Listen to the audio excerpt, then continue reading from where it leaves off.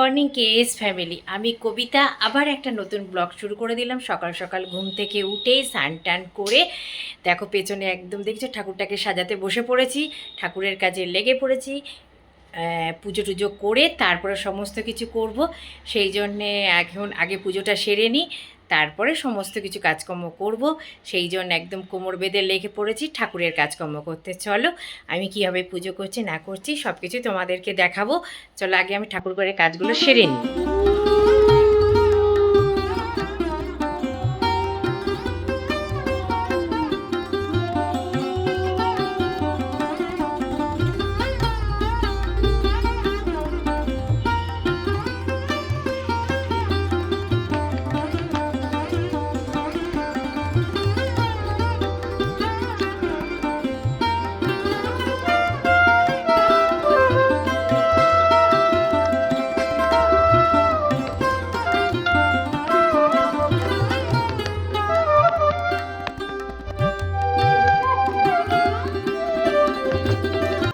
সকাল থেকে উঠে দেখতেই পারলে যে কি পরিস্থিতি, যুদ্ধকালীন পরিস্থিতি চলছিল বাড়িতে।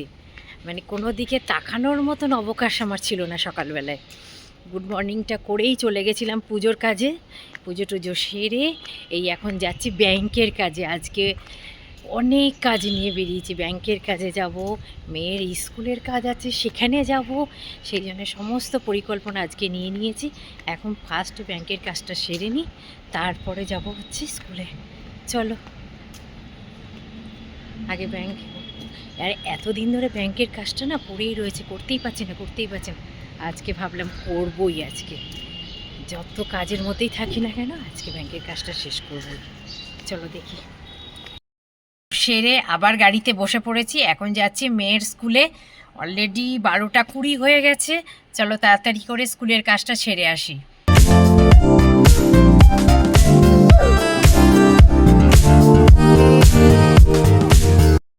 দেখো স্কুলের সামনে চলে এসেছি, কাজও মোটামুটি হয়ে গেছে কমপ্লিট। এবার আবার বাড়ির দিকে যাচ্ছি। এই দেখো দিয়ার স্কুলটা একবার এক ঝলক দেখিয়ে দিলাম তোমাদেরকে।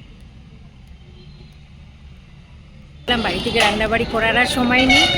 এই দেখো পার্সেল নিয়ে নিয়েছি দাদা বৌদি থেকে, এখন বাড়ি থেকে খাওয়া দাওয়া করবো। দিয়াও কিছুক্ষণ আগে ফোন করলো, ওর টান টান হয়ে গেছে। বাইরে কি আওয়াজ হচ্ছে। চলো এবার বাড়ি যাবো, খাওয়া দাওয়ার নিয়ে এবার বাড়ি যাচ্ছি।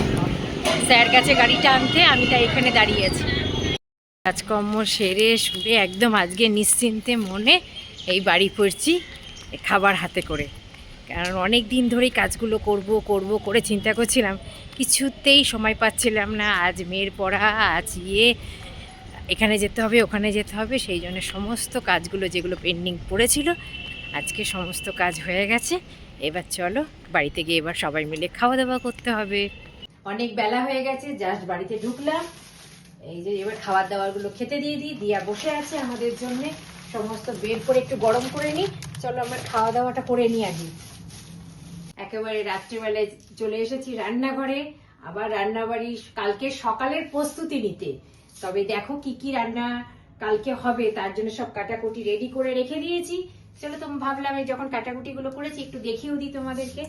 এ দেখো বিট গাজর সব কেটে রেখেছি, কালকে চাউমিন হবে। আলুও কেটে রেখে দিয়েছি মাছের ঝোলের জন্য। আর এই যে বাঁধাকপি হবে, বাঁধাকপিটাকে কাটলাম বসে বসে। আর রুটি করেছি, এ দেখো রুটিও হয়ে গেছে।